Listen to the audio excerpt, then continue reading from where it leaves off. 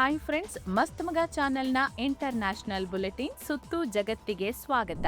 ಭಾರತದ ಕಂಕುಳಲ್ಲೇ ಕೂತು ಈಗ ಭಾರತವನ್ನೇ ಕೆಣಕೋ ದುಸ್ಸಾಹಸಕ್ಕೆ ಬಾಂಗ್ಲಾದೇಶ ಕೈ ಹಾಕ್ತಿದೆ. ಒಂದ್ ಕಡೆ ಪಶ್ಚಿಮ ಗಡಿಯಲ್ಲಿ ಪಾಕಿಸ್ತಾನ ಸದಾ ಖ್ಯಾತೆ ತೆಗಿತಿದ್ರೆ, ಅತ್ತ ಪೂರ್ವದಲ್ಲಿ ಬಾಂಗ್ಲಾ ಕೂಡ ನಾನೇನು ಕಮ್ಮಿ ಇಲ್ಲ ಅಂತ ಹೇಳಿ ಭಾರತವನ್ನ ಕೆಣಕೋಕೆ ಶುರು ಮಾಡಿದೆ. ನಿಮ್ಗೆ ಗೊತ್ತಿರ್ಬೋದು, ಇತ್ತೀಚೆಗೆ ಪಾಕಿಸ್ತಾನ, ಟರ್ಕಿ ಮತ್ತು ಸೌದಿ ಅರೇಬಿಯಾ ಡಿಫೆನ್ಸ್ ಅಗ್ರಿಮೆಂಟ್ ಮಾಡ್ಕೊಂಡಿದ್ವು.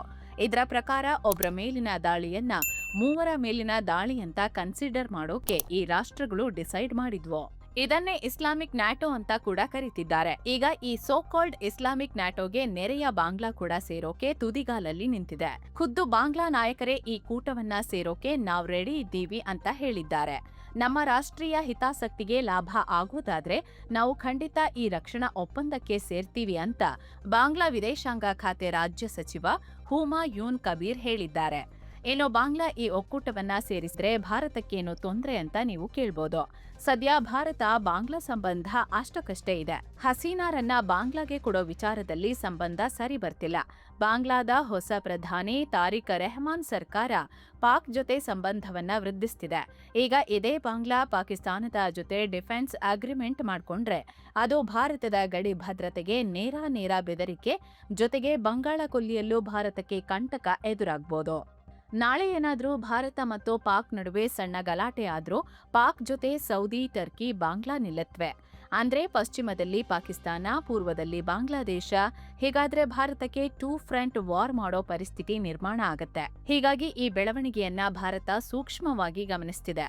ಸದ್ಯ ಸೌದಿ ಯುವರಾಜ ಮೊಹಮ್ಮದ್ ಬಿನ್ ಸಲ್ಮಾನ್ ಆಹ್ವಾನದ ಮೇರೆಗೆ ಬಾಂಗ್ಲಾ ಪಿಎಂ ತಾರಿಕ್ ರೆಹಮಾನ್ ಶೀಘ್ರದಲ್ಲೇ ರಿಯಾದ್ಗೆ ಭೇಟಿ ನೀಡೋ ನಿರೀಕ್ಷೆ ಇದೆ. ಹೀಗಾಗಿ ಆ ಟೈಮಲ್ಲಿ ಬಾಂಗ್ಲಾ ಡಿಫೆನ್ಸ್ ಅಗ್ರಿಮೆಂಟ್ಗೆ ಸಹಿ ಹಾಕುತ್ತಾ ಅನ್ನೋ ಚರ್ಚೆ ನಡೀತಿದೆ. ಇನ್ನು ಈ ಮೆಕ್ಕಾ ರಕ್ಷಣಾ ಒಪ್ಪಂದದ ಬಗ್ಗೆ ವಿದೇಶಾಂಗ ಸಚಿವ ಎಸ್ ಜೈಶಂಕರ್ ಮೊದಲ ಬಾರಿಗೆ ಪ್ರತಿಕ್ರಿಯೆ ಕೊಟ್ಟಿದ್ದಾರೆ.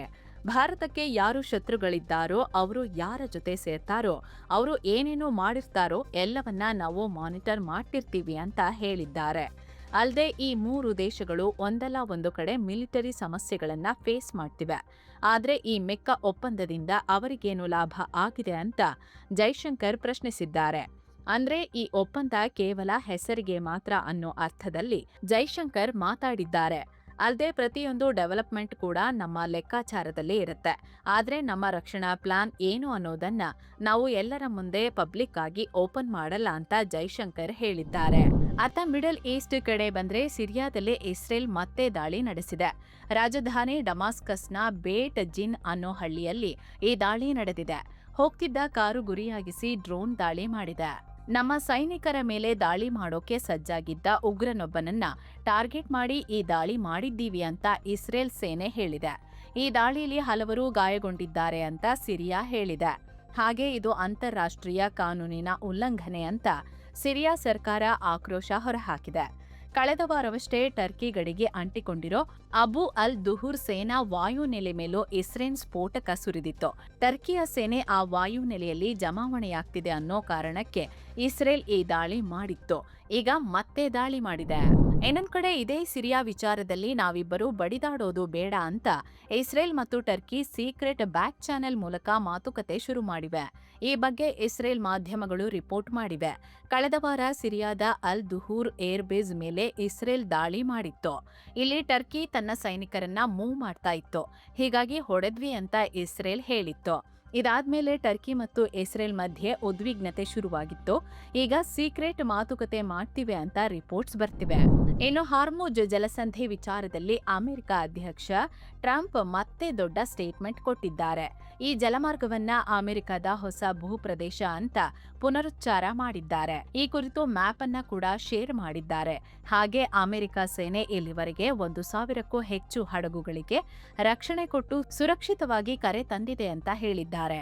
ಕೇವಲ ಒಂದೇ ದಿನದಲ್ಲಿ ಈ ಜಲಮಾರ್ಗದ ಮೂಲಕ ಬರೋಬ್ಬರಿ 16 ಮಿಲಿಯನ್ ಬ್ಯಾರೆಲ್ ತೈಲ ಸಾಗಣೆಯಾಗಿದೆ ಅಂತ ಟ್ರಂಪ್ ಹೇಳಿದ್ದಾರೆ. ಆದ್ರೆ ವರದಿಗಳ ಪ್ರಕಾರ ಅಲ್ಲಿನ ವಾಸ್ತವ ಸ್ಥಿತಿ ಬೇರೆ ಇದೆ. ಯುದ್ಧದ ಭೀತಿಯಿಂದಾಗಿ ಈ ಮಾರ್ಗದಲ್ಲಿ ಹಡಗುಗಳ ಓಡಾಟ ಮೊದಲಿನಷ್ಟು ಇಲ್ಲ, ಬದಲಾಗಿ ತೀರಾ ಕಮ್ಮಿಯಾಗಿದೆ ಅಂತ ರಾಯ್ಟರ್ಸ್ ವರದಿ ಮಾಡಿದೆ. ಇನ್ನು ಅಮೆರಿಕ ಮತ್ತು ಅದಕ್ಕೆ ಸಪೋರ್ಟ್ ಮಾಡ್ತಿರೋ ಗಲ್ಫ್ ದೇಶಗಳಿಗೆ ಇರಾನ್ ದೊಡ್ಡ ವಾರ್ನಿಂಗ್ ಕೊಟ್ಟಿದೆ. ನೀವು ನಮ್ಮ ವಿರುದ್ಧ ಆರ್ಥಿಕ ದಿಗ್ಬಂಧನ ಹಾಕೋಕೆ ಬಂದ್ರೆ ನಿಮ್ಮ ತೈಲ ಸಾಗಣೆಯ ಹಡಗುಗಳನ್ನೇ ಟಾರ್ಗೆಟ್ ಮಾಡ್ತೀವಿ ಅಂತ ಹೇಳಿದೆ. ಇತ್ತೀಚೆಗಷ್ಟೇ ಟ್ರಂಪ್ ಇರಾನ್ ಮೇಲೆ ಹಿಂದೆಂದೂ ಕಾಣದಂತಹ ದೊಡ್ಡ ಮಟ್ಟದ ಆರ್ಥಿಕ ಯುದ್ಧ ಮಾಡ್ತೀವಿ ಅಂದಿದ್ರು. ಇದಕ್ಕೀಗ ಇರಾನ್ನ ಭದ್ರತಾ ಮುಖ್ಯಸ್ಥ ಮೊಹ್ಸೆನ್ ರೆಜಾಯಿ ಈ ತರ ಪ್ರತಿಕ್ರಿಯೆ ಕೊಟ್ಟಿದ್ದಾರೆ. ನಮಗೆ ಆರ್ಥಿಕವಾಗಿ ಪೆಟ್ಟು ಕೊಡೋಕೆ ಅಮೆರಿಕಾಗೆ ಯಾವೆಲ್ಲ ದೇಶಗಳು ಸಪೋರ್ಟ್ ಮಾಡ್ತಾವೋ ಅವರೆಲ್ಲರೂ ನಮ್ಮ ಶತ್ರುಗಳೇ. ಅವರ ಹಿತಾಸಕ್ತಿಗಳನ್ನೆಲ್ಲ ನಾವು ಧ್ವಂಸ ಮಾಡ್ತೀವಿ ಅಂದಿದ್ದಾರೆ. ಇನ್ನು ಸ್ನೇಹಿತರೆ, ಸೆವೆನ್ ಸನ್ಸ್ ಟೂರಿಸಂನವರು ಹೊಸ ಟ್ರಿಪ್ ಆಯೋಜನೆ ಮಾಡಿದ್ದಾರೆ. ಮಧುರೈ, ಕನ್ಯಾಕುಮಾರಿ, ತಿರುವನಂತಪುರ, ಅನಂತ ಪದ್ಮನಾಭ ಸ್ವಾಮಿ, ರಾಮೇಶ್ವರಂಗೆ ಎಲ್ಲ ಕರ್ಕೊಂಡು ಹೋಗ್ತಾರೆ. ಆಸಕ್ತರು ಕೆಳಗಿರೋ ನಂಬರ್ಗೆ ಕಾಲ್ ಮಾಡಿ ನಿಮ್ಮ ಸೀಟ್ ಬುಕ್ ಮಾಡ್ಕೊಳ್ಳಿ. ಏನೋ ಇರಾನ್ ಮತ್ತು ಅಮೆರಿಕ ನಡುವಿನ ಉದ್ವಿಗ್ನತೆಯಿಂದ ತೈಲ ಬೆಲೆಯಲ್ಲಿ ಏರಿಳಿತ ಮುಂದುವರೆದಿದೆ. ಈ ವಿಡಿಯೋ ರೆಕಾರ್ಡ್ ಮಾಡೋ ಟೈಮಲ್ಲಿ ಪ್ರತಿ ಬ್ಯಾರೆಲ್ ಕ್ರೂಡ್ ಆಯಿಲ್ ಬೆಲೆ $94 ದಾಟಿತ್ತು. ಇನ್ನು ಬ್ರಿಟನ್ನ ಪವರ್ ಪ್ಲಾಂಟ್ ಮೇಲೆ ಇರಾನ್ ಹ್ಯಾಕರ್ಸ್ ಸೈಬರ್ ದಾಳಿ ಮಾಡಿರೋ ಮಾಹಿತಿ ಸಿಕ್ಕಿದೆ. ಬರೋಬ್ಬರಿ 4 ದಿನಗಳ ಕಾಲ ವಿದ್ಯುತ್ ಉತ್ಪಾದನಾ ಘಟಕವನ್ನೇ ಸಂಪೂರ್ಣವಾಗಿ ಬಂದ್ ಮಾಡಿದ್ರು ಅಂತ ಬ್ರಿಟನ್ನ ದಿ ಡೈಲಿ ಟೆಲಿಗ್ರಾಫ್ ಪತ್ರಿಕೆ ವರದಿ ಮಾಡಿದೆ. ಕಳೆದ ತಿಂಗಳು ಈ ಘಟನೆ ನಡೆದಿದೆ ಅಂತ ಹೇಳಿದೆ. ಭದ್ರತಾ ಕಾರಣಗಳಿಗಾಗಿ ಯಾವ ಜಾಗದಲ್ಲಿ ಈ ದಾಳಿ ನಡೆದಿದೆ ಅನ್ನೋದನ್ನ ಬ್ರಿಟನ್ ಸರ್ಕಾರ ಎಲ್ಲೂ ಬಿಟ್ಕೊಟ್ಟಿಲ್ಲ. ಆದ್ರೆ ಇದು ದೊಡ್ಡ ಪವರ್ ಸ್ಟೇಷನ್ ಅಲ್ಲ, ಬದಲಾಗಿ ಎಮರ್ಜೆನ್ಸಿಗೆ ಶಾರ್ಟ್ ಟರ್ಮ್ ಪವರ್ ಕೊಡೋ ಒಂದು ಸಣ್ಣ ಗ್ಯಾಸ್ ಜನರೇಟರ್ ಘಟಕ ಅಂತ ಸರ್ಕಾರ ಸ್ಪಷ್ಟಪಡಿಸಿದೆ. ಈ ದಾಳಿಯಿಂದ ಬ್ರಿಟನ್ನ ವಿದ್ಯುತ್ ಪೂರೈಕೆಗೆ ದೊಡ್ಡ ಪ್ರಾಬ್ಲಮ್ ಆಗಿಲ್ಲ ಅಂತ ಬ್ರಿಟನ್ ಹೇಳಿದೆ. ಆದ್ರೂ ಇದೇ ಥರ ದಾಳಿ ಆಗ್ಬೋದು ಅಂತ ಎಲ್ಲಾ ಪವರ್ ಕಂಪನಿಗಳಿಗೂ ಅಲರ್ಟ್ ಆಗಿರೋಕೆ ಬ್ರಿಟನ್ ಸರ್ಕಾರ ಸೂಚನೆ ಕೊಟ್ಟಿದೆ. ಒಡಿಶಾದ ಪಾರಾದೀಪ್ ಕರಾವಳಿ ಬಳಿ ದೊಡ್ಡ ದೋಣಿ ದುರಂತ ಸಂಭವಿಸಿದೆ. ಕರಾವಳಿಯಿಂದ ಸುಮಾರು 240 ನಾಟಿಕಲ್ ಮೈಲಿ ದೂರದಲ್ಲಿ ಪನಾಮಾ ಧ್ವಜ ಹೊತ್ತಿದ್ದ ಬೃಹತ್ ಸರಕು ಸಾಗಣೆ ಹಡಗು ಶನಿವಾರ ಮುಳುಗಡೆಯಾಗಿದೆ. ಪರಿಣಾಮ 22 ಜನ ನಾಪತ್ತೆಯಾಗಿದ್ದಾರೆ. ಇದುವರೆಗೆ ಇಬ್ಬರನ್ನ ಮಾತ್ರ ರಕ್ಷಿಸಲಾಗಿದೆ. ಅಂದ್ಹಾಗೆ ಎಂವಿ ಓಷಿಯನ್ ವಿನ್ನರ್ ಹೆಸರಿನ ಈ ಹಡಗಿನಲ್ಲಿ ಒಟ್ಟು 24 ಸಿಬ್ಬಂದಿ ಪ್ರಯಾಣಿಸುತ್ತಿದ್ರು. ಒಡಿಶಾದಿಂದ ಕಬ್ಬಿಣದ ಅದಿರನ್ನ ತುಂಬಿಕೊಂಡು ಸಿಂಗಾಪುರಕ್ಕೆ ಹೊರಟಿದ್ದ ವೇಳೆ ಈ ದುರಂತ ಸಂಭವಿಸಿದೆ. ಈ ಹಡಗಿನಲ್ಲಿ 20 ಜನ ಚೀನಾ, 3 ಮಯನ್ಮಾರ್ ಹಾಗೂ ಓರ್ವ ಬಾಂಗ್ಲಾ ಪ್ರಜೆಗಳಿದ್ರು. ದುರಂತದ ವಿಷಯ ತಿಳಿತಿದ್ದಂತೆ ಭಾರತೀಯ ಕರಾವಳಿ ಪಡೆ, ಐಸಿಜಿ ಮತ್ತು ನೌಕಾಪಡೆ ರಕ್ಷಣಾ ಕಾರ್ಯಾಚರಣೆ ಶುರು ಮಾಡಿವೆ. ಸದ್ಯ ಸಮೀಪದಲ್ಲಿದ್ದ ಎಂಟಿ ಐಸೋಫೋನ್ ಹಡಗಿನ ನೆರವಿನಿಂದ ಇಬ್ಬರನ್ನ ರಕ್ಷಿಸಲಾಗಿದ್ದು, ಉಳಿದ 22 ಮಂದಿಗಾಗಿ ಶೋಧ ಮುಂದುವರೆದಿದೆ. ಈ ಶೋಧ ಕಾರ್ಯಕ್ಕಾಗಿ ಕೋಸ್ಟ್ ಗಾರ್ಡ್ನ ವರದ್, ಅನ್ಮೋಲ್ ಹಾಗೂ ವಿಜಿತ್ ನೌಕೆಗಳನ್ನ ರಕ್ಷಣಾ ಕಾರ್ಯಾಚರಣೆಗೆ ನಿಯೋಜಿಸಲಾಗಿದೆ. ಇನ್ನು ಈ ಹಡಗು ಮುಳುಗೋಕೆ ಕಾರಣ ಏನು ಅನ್ನೋ ಬಗ್ಗೆ ಇನ್ನಷ್ಟೇ ಸ್ಪಷ್ಟ ಮಾಹಿತಿ ಸಿಗಬೇಕಿದೆ. ಇನ್ನು ವಿದೇಶಾಂಗ ಸಚಿವ ಎಸ್ ಜೈಶಂಕರ್ ಭಾನುವಾರದಿಂದ 2 ದಿನಗಳ ರಷ್ಯಾ ಪ್ರವಾಸ ಕೈಗೊಂಡಿದ್ದಾರೆ. ರಷ್ಯಾದ ಉಪ ಪ್ರಧಾನಿ ಡೆನಿಸ್ ಮಂಟುರೋವ್ ಆಹ್ವಾನದ ಮೇರೆಗೆ ಈ ಅಧಿಕೃತ ಭೇಟಿ ಆಯೋಜಿಸಲಾಗಿದೆ. ಈ ಪ್ರವಾಸದ ವೇಳೆ 27ನೇ Bharat Russia inter governmental commission meeting ನಡೆಯಲಿದೆ. ಈ ವೇಳೆ ಉಭಯ ದೇಶಗಳ ನಡುವೆ ವ್ಯಾಪಾರ, ವಿಜ್ಞಾನ ಹಾಗೂ ತಂತ್ರಜ್ಞಾನ ಹೀಗೆ ವಿವಿಧ ವಲಯಗಳಲ್ಲಿ ಸಹಕಾರ ಹೆಚ್ಚಿಸುವ ಬಗ್ಗೆ ಮಹತ್ವದ ಚರ್ಚೆ ನಡೆಯಲಿದೆ. ಇನ್ನು ರಷ್ಯಾದ ವಿದೇಶಾಂಗ ಸಚಿವ ಸೆರ್ಗೈ ಲಾವ್ರೋವ್ ಅವರನ್ನ ಕೂಡ ಜೈಶಂಕರ್ ಭೇಟಿಯಾಗಿ ಮಹತ್ವದ ಮಾತುಕತೆ ನಡೆಸಲಿದ್ದಾರೆ. ಇನ್ನು ಮುಂದಿನ ತಿಂಗಳ ಆರಂಭದಲ್ಲಿ ರಷ್ಯಾ ಅಧ್ಯಕ್ಷ ಪುಟಿನ್ ಬ್ರಿಕ್ಸ್ ಸಮ್ಮಿಟ್ನಲ್ಲಿ ಭಾಗಿಯಾಗೋಕೆ ದಿಲ್ಲಿಗೆ ಭೇಟಿ ನೀಡೋ ನಿರೀಕ್ಷೆ ಇದೆ.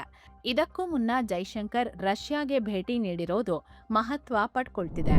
ರಷ್ಯಾ ಮತ್ತು ಯುಕ್ರೇನ್ ಯುದ್ಧ ತೀವ್ರಗೊಂಡಿರೋ ಹೊತ್ತಲ್ಲೇ ಫ್ರಾನ್ಸ್ ದೊಡ್ಡ ಘೋಷಣೆ ಮಾಡಿದೆ.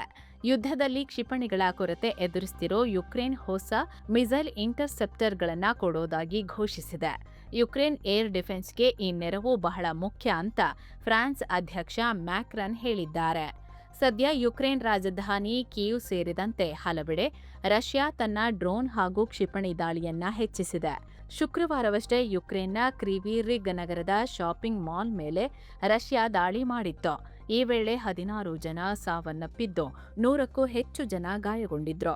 ಅದರ ಬೆನ್ನಲ್ಲೇ ಈ ಬೆಳವಣಿಗೆ ಆಗಿದೆ. ಇತ್ತ ಬ್ರಿಟನ್ ಮತ್ತು ರಷ್ಯಾ ಸಂಬಂಧ ಮತ್ತಷ್ಟು ಹದಗೆಟ್ಟಿದೆ. ಈಗ ಪುಟಿನ್ ಸರ್ಕಾರ ಕಳೆದ 7 ವರ್ಷಗಳಿಂದ ಲಂಡನ್ನಲ್ಲಿ ರಷ್ಯಾದ ರಾಯಭಾರಿಯಾಗಿದ್ದ ಆಂಡ್ರೆ ಕೆಲಿನ್ ಅವರನ್ನ ದಿಢೀರಂತ ವಾಪಸ್ ಕರೆಸಿಕೊಂಡಿದೆ. ಅವರ ಜಾಗಕ್ಕೆ ಸದ್ಯಕ್ಕೆ ಯಾರನ್ನೂ ನೇಮಕ ಮಾಡಿಲ್ಲ. ಅಂದಹಾಗೆ ಇತ್ತೀಚೆಗೆ ಬ್ರಿಟನ್ ಪ್ರಧಾನಿ ಆಂಡಿ ಬೋನ್ಹ್ಯಾಮ್ ನಾವು ಯುಕ್ರೇನ್ಗೆ 100% ಸಪೋರ್ಟ್ ಮಾಡ್ತೀವಿ ಅಂತ ಓಪನ್ ಆಗಿ ಹೇಳಿದ್ರು. ಅದರ ಬೆನ್ನಲ್ಲೇ ರಷ್ಯಾ ಈ ನಿರ್ಧಾರ ತಗೊಂಡಿದೆ. ಇನ್ನು ಪಾಕ್ ಮಾಜಿ ಪಿಎಂ ಇಮ್ರಾನ್ ಖಾನ್ ಬಂಧನ ಹಾಗೂ ಮಾನವ ಹಕ್ಕುಗಳ ಉಲ್ಲಂಘನೆ ಬಗ್ಗೆ ಯುರೋಪಿಯನ್ ಒಕ್ಕೂಟ ಪಾಕಿಸ್ತಾನಕ್ಕೆ ಎಚ್ಚರಿಕೆ ನೀಡಿದೆ. ವಿಪಕ್ಷಗಳ ಮೇಲಿನ ದಬ್ಬಾಳಿಕೆ ಹಾಗೂ ನಾಗರಿಕರನ್ನ ಸೇನಾ ನ್ಯಾಯಾಲಯದಲ್ಲಿ ವಿಚಾರಣೆ ನಡೆಸುತ್ತಿರೋದನ್ನ ಇಯು ಗಂಭೀರವಾಗಿ ಪರಿಗಣಿಸಿದೆ. ಮಾನವ ಹಕ್ಕುಗಳನ್ನು ಗೌರವಿಸೋ ದೇಶಗಳಿಗೆ ಇಯು ಜಿಎಸ್ಪಿ ಪ್ಲಸ್ ಒಪ್ಪಂದದಡಿ ವ್ಯಾಪಾರ ಝೀರೋ ಟ್ಯಾಕ್ಸ್ ರಿಯಾಯಿತಿ ನೀಡುತ್ತೆ. ಝೀರೋ ಟ್ಯಾಕ್ಸ್ ಅಂದ್ರೆ ಪಾಕ್ನಿಂದ ಯುರೋಪ್ಗೆ ರಫ್ತಾಗೋ ವಸ್ತುಗಳ ಮೇಲೆ ಯಾವುದೇ ರೀತಿಯ ಆಮದು ಸುಂಕ ವಿಧಿಸೋದಿಲ್ಲ. ಈ ವಿನಾಯಿತಿಯಿಂದ ಪಾಕ್ನ ವಸ್ತುಗಳು ಯುರೋಪ್ ಮಾರುಕಟ್ಟೆಯಲ್ಲಿ ಸುಲಭವಾಗಿ ಮಾರಾಟವಾಗ್ತಿದ್ವು. ಇದರಿಂದ ಪಾಕ್ನ ಟೆಕ್ಸ್ಟೈಲ್ಸ್ ಉದ್ಯಮಕ್ಕೆ ಭಾರೀ ಲಾಭವಾಗ್ತಿತ್ತು. ಆದ್ರೀಗ ಪಾಕಿಸ್ತಾನದಲ್ಲೇ ಇಮ್ರಾನ್ ಖಾನ್ಗೆ ಸರಿಯಾದ ಕಾನೂನು ಹಾಗೂ ವೈದ್ಯಕೀಯ ನೆರವು ಸಿಗ್ತಿಲ್ಲ ಅಂತೇಳಿ ಇಯು ತೀವ್ರ ಆಕ್ಷೇಪ ವ್ಯಕ್ತಪಡಿಸಿದೆ. ಜೊತೆಗೆ ಇದು ಹೀಗೆ ಮುಂದುವರೆದ್ರೆ ಭವಿಷ್ಯದಲ್ಲಿ ಜಿಎಸ್ಪಿ ಪ್ಲಸ್ ರಿಯಾಯಿತಿ ಕಡಿತಗೊಳಿಸೋ ಸುಳಿವು ನೀಡಿದೆ. ಒಂದ್ ವೇಳೆ ಈ ರಿಯಾಯಿತಿ ರದ್ದಾದ್ರೆ ಮೊದಲೇ ಆರ್ಥಿಕ ಸಂಕಷ್ಟದಲ್ಲಿರೋ ಪಾಕಿಸ್ತಾನಕ್ಕೆ ದೊಡ್ಡ ಹೊಡೆತ ಬೀಳಲಿದೆ. ಅತ್ತ ಪಾಕಿಸ್ತಾನದಲ್ಲಿ ಅಲ್ಪಸಂಖ್ಯಾತ ಹಿಂದೂಗಳ ಮೇಲಿನ ದಾಳಿ ಮುಂದುವರೆದಿದೆ.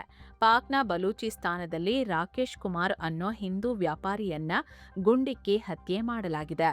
ರಾಕೇಶ್ ಅವರ ಅಂಗಡಿಗೆ ಕೆಲವು ಅಪರಿಚಿತ ದುಷ್ಕರ್ಮಿಗಳು ನುಗ್ಗಿ ಈ ದುಷ್ಕೃತ್ಯ ಎಸಗಿದ್ದಾರೆ ಎನ್ನಲಾಗ್ತಿದೆ. ಹೀಗಾಗಿ ಈ ಸಂಬಂಧ ಪೊಲೀಸರು ಕೇಸ್ ದಾಖಲಿಸಿಕೊಂಡು ಆರೋಪಿಗಳಿಗಾಗಿ ಹುಡುಕಾಟ ನಡೆಸುತ್ತಿದ್ದಾರೆ ಅಂತ ವರದಿಯಾಗಿದೆ. ಇನ್ನು ಪಾಕಿಸ್ತಾನದ ರಾವಲ್ಪಿಂಡಿಯಲ್ಲಿ ಈಗ ಹೈ ಅಲರ್ಟ್ ಘೋಷಣೆಯಾಗಿದೆ. ನಗರದಲ್ಲಿ ಭಾರೀ ಪ್ರಮಾಣದಲ್ಲಿ ಸೇನೆಯನ್ನ ನಿಯೋಜನೆ ಮಾಡಲಾಗ್ತಿದೆ. ಇದಕ್ಕೆ ಪಾಕ್ ಸರ್ಕಾರ ಇದುವರೆಗೂ ಯಾವುದೇ ಕಾರಣ ಕೊಟ್ಟಿಲ್ಲ. ಆದ್ರೆ ಇಮ್ರಾನ್ ಖಾನ್ ಅವರ ಆರೋಗ್ಯ ತೀರಾ ಹದಗೆಟ್ಟಿದೆ ಅಂತ ಹೇಳಲಾಗ್ತಿದೆ. ಹೀಗಾಗಿ ಇಮ್ರಾನ್ ಬೆಂಬಲಿಗರು ಯಾವಾಗ ಬೇಕಾದ್ರೂ ದಾಳಿ ಮಾಡಬಹುದು. ಪಾಕ್ನ ಮಿಲಿಟರಿ ಹೆಡ್ ಕ್ವಾರ್ಟರ್ ಬೇರೆ ಈ ರಾವಲ್ಪಿಂಡಿಲಿ ಇದೆ. ಹೀಗಾಗಿ ಇದ್ರ ಮೇಲೂ ದಾಳಿ ಆಗ್ಬೋದು ಅನ್ನೋ ಭಯಕ್ಕೆ ಪಾಕ್ ಸರ್ಕಾರ ಹೀಗೆ ಮಾಡ್ತಿದೆ ಅಂತ ಹೇಳಲಾಗ್ತಿದೆ. ಬೆಲ್ಜಿಯಂನಲ್ಲಿ 26 ವರ್ಷದ ಕಾರ್ ಸೇಲ್ಸ್ ಮ್ಯಾನ್ ಒಬ್ರು ಈಗ ಅಚ್ಚರಿಯ ರೀತಿಯಲ್ಲಿ ರಾಜಮನೆತನದ ಸದಸ್ಯರಾಗಿ ಗುರುತಿಸಿಕೊಂಡಿದ್ದಾರೆ. ಬೆಲ್ಜಿಯಂ ಪ್ರಿನ್ಸ್ ಲಾರೆಂಟ್ ಅವರು ಕ್ಲೆಮೆಂಟ್ ಅನ್ನೋ ಯುವಕನನ್ನ ತಮ್ಮ ಮಗ ಅಂತ ಅಧಿಕೃತವಾಗಿ ಒಪ್ಪಿಕೊಂಡಿದ್ದಾರೆ. ಇತ್ತೀಚೆಗೆ ನಡೆದ ಡಿಎನ್ಎ ಟೆಸ್ಟ್ನಲ್ಲಿ ಇವರಿಬ್ಬರ ಜೈವಿಕ ಸಂಬಂಧ ದೃಢಪಟ್ಟಿದೆ. ಗಾಯಕಿ ವೆಂಡಿ ವ್ಯಾನ್ ಜೊತೆಗಿನ 1990ರ ದಶಕದ ಸಂಬಂಧದಿಂದಾಗಿ ಪ್ರಿನ್ಸ್ ಲಾರೆಂಟ್ಗೆ ಈ ಮಗ ಜನಿಸಿದ್ರು. ಅಂದಹಾಗೆ ಪ್ರಿನ್ಸ್ ಲಾರೆಂಟ್ಗೆ ತಮ್ಮ ಪತ್ನಿಯಿಂದ ಈಗಾಗಲೇ 3 ಜನ ಮಕ್ಕಳಿದ್ದಾರೆ. ಇದೀಗ ಕ್ಲೆಮೆಂಟ್ಗೂ ಅಧಿಕೃತ ಮಾನ್ಯತೆ ಸಿಕ್ಕಿರೋದ್ರಿಂದ ಲಾರೆಂಟ್ ಅವರ ಖಾಸಗಿ ಆಸ್ತಿಯಲ್ಲಿ ಆ 3 ಮಕ್ಕಳ ಜೊತೆ ಇವರಿಗೂ ಸಮಾನ ಪಾಲು ಸಿಗಲಿದೆ. ಆದರೆ ಲಾರೆಂಟ್ ಅವರ ಅಧಿಕೃತ ಮಕ್ಕಳಿಗೆ ಹಾಗೂ ರಾಜಮನೆತನದ ಇತರ ಹಿರಿಯ ಸದಸ್ಯರಿಗೆ ಸಿಗೋ ತರ ಇವರಿಗೆ ಸಿಂಹಾಸನದ ಹಕ್ಕು ಸಿಗೋದಿಲ್ಲ. ಹಾಗೆ ರಾಜಮನೆತನದ ಪ್ರತಿನಿಧಿಯಾಗಿ ಸರ್ಕಾರಿ ಕಾರ್ಯಕ್ರಮಗಳಲ್ಲಿ ಭಾಗವಹಿಸೋ ಅಧಿಕೃತ ಜವಾಬ್ದಾರಿಯಾಗಲಿ ಅಥವಾ ಸರ್ಕಾರಿ ಭತ್ಯೆಯಾಗಲಿ ಇವರಿಗೆ ಇರೋದಿಲ್ಲ. ಇನ್ನು ತಾಯಿಯ ತ್ಯಾಗವನ್ನ ಸ್ಮರಿಸೋ ಕ್ಲೆಮೆಂಟ್ ತಾವು ರಾಜಮನೆತನದ ಹೆಸರಿನ ಬದಲು ತಾಯಿಯ ಹೆಸರನ್ನೇ ಮುಂದುವರಿಸೋದಾಗಿ ಹೇಳಿದ್ದಾರೆ. ಈ ಹಿಂದೆ ಪ್ರಿನ್ಸ್ ಲಾರೆಂಟ್ ಅವರ ತಂದೆ ಅಂದ್ರೆ ಮಾಜಿ ರಾಜ 2ನೇ ಆಲ್ಬರ್ಟ್ ಕೂಡ ಸುದೀರ್ಘ ಹೋರಾಟದ ಬಳಿಕ ತಮ್ಮ ಪುತ್ರಿಯನ್ನ ಇದೇ ತರ ಒಪ್ಕೊಂಡಿದ್ರು. ಇನ್ನು ಜಪಾನ್ನ ಪೂರ್ವ ಭಾಗದಲ್ಲಿ 5.9 ತೀವ್ರತೆಯ ಭೂಕಂಪ ಆಗಿದೆ.